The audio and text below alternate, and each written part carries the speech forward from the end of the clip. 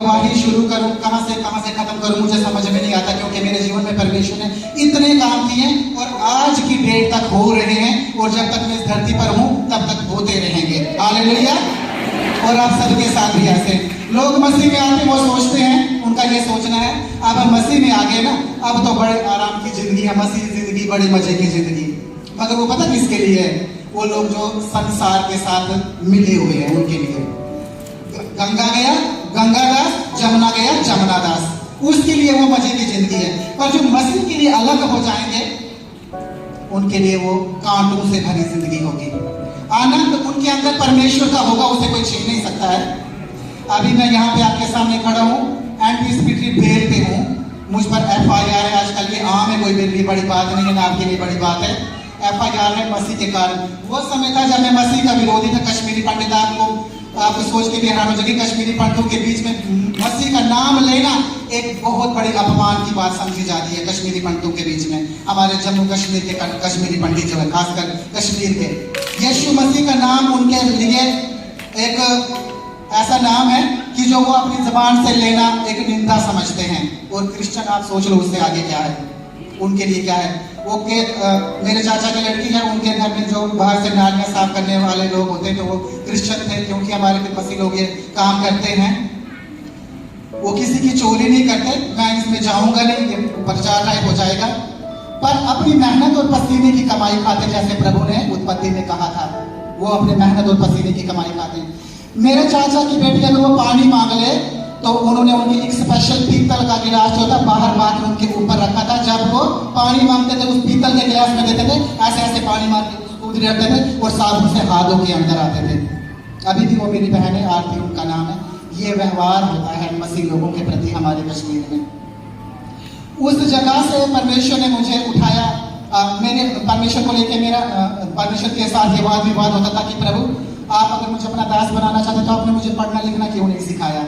हमेशा मैं अपना ऐसा प्रार्थना करता था। एक दिन परमेश्वर की आत्मा ने मुझसे बात किया, जितना मुझे चाहिए था उतना मैंने आपको पढ़ाया है। हालेलुया। जिनको चाहिए था उतना परमेश्वर ने हमें सिखाया, उतना उसके राज्य के लिए पर्याप्त है। मेरा जीवन का मकसद था कि मुझे साधु बनना है, जटाधारी बनना है, घेरवे वस्त्र पहने और परमात्मा को जब तक मैं प्राप्त ना कर लूं तब तक उसको छोड़ना नहीं है। हालेलुया। मगर ऐसा ही हुआ, हम मसीह में संत बन गए, हम मसीह में संत बन गए। आज आप जितने इधर हैं हम सब महायाजकों का समाज है। हालेलुया। प्रभु ने हमें महायाजकों का समाज बना दिया। मैं प्रभु का धन्यवाद करता हूँ कि मैं अपने घर से निकल चुका था, अपनी लाठी झोली अपने कपड़े लेके, मेरे यहाँ तक होते थे, चंदन का टीका होता था। घर वाले रोते थे कब हमारा बेटा भाग जाएगा, कब साधु बनने के लिए भाग जाएगा, क्योंकि वचन कहता है जो मुझे ढूंढेंगे वो मुझे पाएंगे। हालेलुया। ये परमेश्वर का इतना बड़ा, मैं इस वचन को अपने मन में समाये हूँ कि मुझे लगता कि सचमुच परमेश्वर ये वचन तो मेरे लिए था। मैंने परमेश्वर की पढ़ाई को छोड़ दिया। मैंने 7th क्लास में मैंने छोड़ दिया था। 7th मैंने पास कर लिया था, मगर बिल्कुल जीरो, कुछ नहीं मुझे आता था, ऐसे धक्के मार मार के। मगर परमेश्वर ने मुझे माँ के गर्भ में पढ़ने से पहले ही चुना था। और मैं वो साधु जिसके लिए मुझे बना था नहीं, मगर परमेश्वर ने मुझे अपनी महिमा के लिए साधु बना दिया। मेरी उस समय फिर मेरी जो है शादी हो गई। मैं आपको शॉर्ट में बता रहा हूँ, शादी हो गई जब मैं अभी मसीह में नहीं था। मेरी पत्नी जो थी दुष्ट आत्माओं से पूरी ग्रस्त थी। मेरी पत्नी आई, अब खड़ी हो जाएंगे, बहुत लोग जानते और बहुत नहीं जानते। दुष्ट आत्माओं से ग्रस्त थी, जो हम कर सकते थे हमने सब कुछ किया। मेरे घर वालों ने भी कहा, मेरे माता पिता ने कहा आप तलाक दे दो और कोई चारा नहीं है। आज हम कल हमने शाम को कितना अच्छा वचन सुना था और आज हमने परमेश्वर के दास से कितना अच्छा वचन सुना। वो चीजें मेरी जिंदगी में बहुत मैच करती हैं। और डॉक्टरों ने भी कहा कुछ नहीं होगा, क्योंकि डॉक्टरों का तो था ही नहीं, और जो हकीम में नहीं थे, कुछ नहीं हुआ। तब हम प्रभु यीशु मसीह के पास गए और प्रभु यीशु मसीह ने उस सालों साल की बीमारी को 1 सेकंड की प्रार्थना से छुटकारा दे दिया। ये देखकर भी मैंने यीशु मसीह को अपना जीवन नहीं दिया, ये देखकर भी मैंने अपना जीवन नहीं दिया। और मैं विश्वास करता हूँ बहुत से लोग जो चमत्कार देखकर मसीह में आते हैं, उनमें से 80% लोग पीछे हो जाते हैं। मैंने अपने मेरे जिंदगी का एक्सपीरियंस है, मुझे अब 12 साल सेवकाई में हो गए।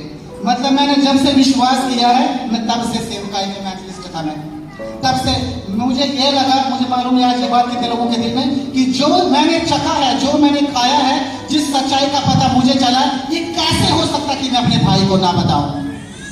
ये तो मेरे लिए ना होना है, ये हो नहीं सकता। और मैं जहां गाड़ी में, बस में, कहीं भी ट्रेन में बैठता तो मैं कोई ना कोई बहाना पकड़े लेता यीशु मसीह का वचन सुनाने के लिए।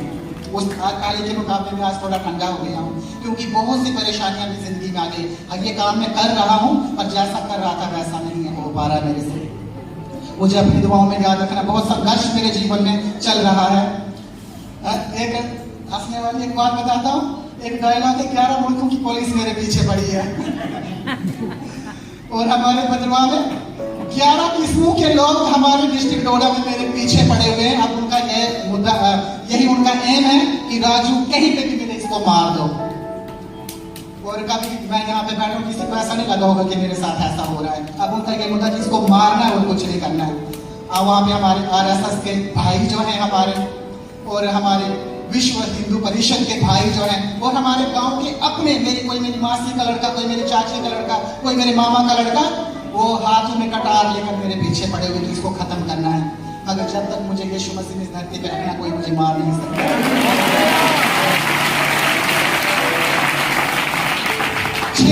6 अटैक मेरे ऊपर हो गए हैं। 6 अटैक से परमेश्वर ने मुझे बचाया है। 6 अटैक RSS के, और उनके सामने से मैं जंगल का मैंने राह लिया और जंगल में मैं गायब हो गया। हालेलुया। 6 अटैक से परमेश्वर ने मुझे बचाया, 100 अटैक से भी वही बचाएगा। हालेलुया। और अपना जीवन हम प्रभु को देंगे तो इसमें हमारा भला ही होगा, बुरा कभी नहीं हो सकता। एक समय ऐसा आया, मेरी बहन थी, एक ही बहन थी मेरी, 14 साल उसकी एज थी, वो इस संसार से चली गई। तब मैं थोड़ा बहुत अपनी पत्नी के कारण विश्वास कर रहा था।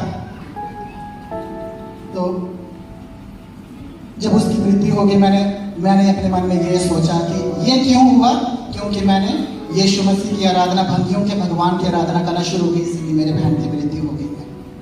और वो बहन मुझे इतनी प्यारी थी। आज मेरी 3 बेटियां हैं, उसमें से मुझे उतनी बेटी कोई भी प्यारी नहीं जितनी मुझे अपनी बहन प्यारी थी।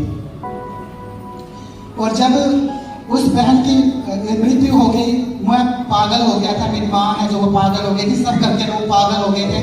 पर ऐसा हुआ, उस बहन के बलिदान के कारण जब मैं सुसाइड करने के लिए जा रहा था, मैं गेट पे पहुंचा। ये बहुत अद्भुत चमत्कार है। जब मैं गेट पे पहुंचा, दिन के 12 बजे की बात है, और पास्टर और उनकी वाइफ हमारे गेट पे प्रार्थना के साथ और आत्मा में भरे हुए आए थे। उनको मालूम नहीं था मैं कहाँ जा रहा हूँ, क्या कर रहा हूँ, ना उनका वो आने का टाइम होता था। मगर जब उन्होंने मेरे को डांट के अंदर बिठा दिया, राजू कहाँ जा रहे हो, चलो अंदर बैठो, मैं इतना रोया था कि मुझे दिखाई भी नहीं दे रहा था। मेरी आंखें इतनी सो चुकी थी रो रो के, क्योंकि मुझे मालूम था कि वो मेरे दिन का आखिरी दिन है। मैंने अपनी पत्नी को एक बार देखा, मेरे उस समय कोई बच्चे नहीं थे। ये पॉइंट आपने नहीं सुना, जो मुझे जानते भी, ये वाला पॉइंट उन्होंने नहीं सुना जो अभी मैं बता रहा हूँ। ये बताने का मुझे कभी मौका भी नहीं मिला। उस समय वो मैडम और पास्टर घर में आए, और पास्टर जी ने अय्यूब नबी का वचन जो है प्रचार करना शुरू किया। और मैं घुटनों के बल आहें भर भर के इतना रो रहा हूँ, इसलिए रो रहा हूँ, ये लोगों ने मेरे प्लान को चौपट कर दिया।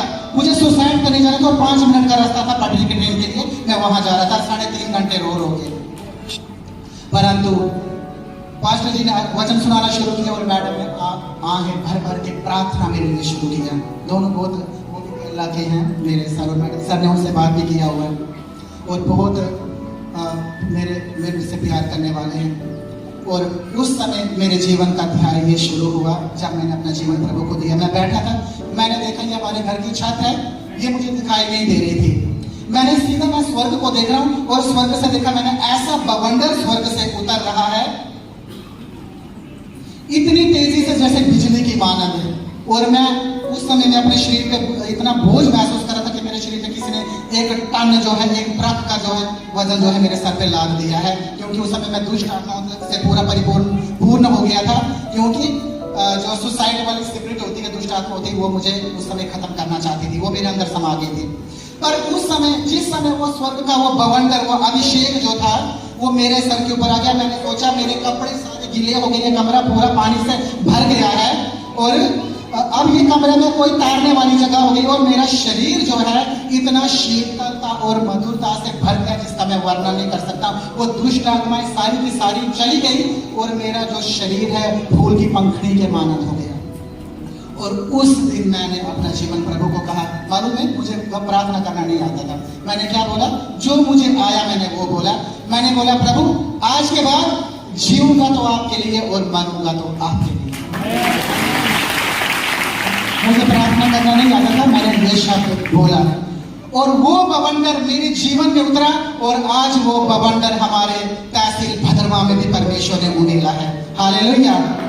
लोग सारे तितर बितर हो गए, एक व्यक्ति के पीछे हजारों लोग पड़े पर वो उनसे रोक ही नहीं रुक रहा है। हालेलुया।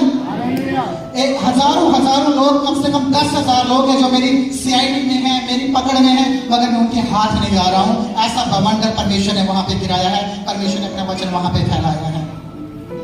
इस तरह से मेरा मसीह जीवन शुरू हो गया। एक छोटी सी मैं और बात बताना चाहता हूँ। 2.5 साल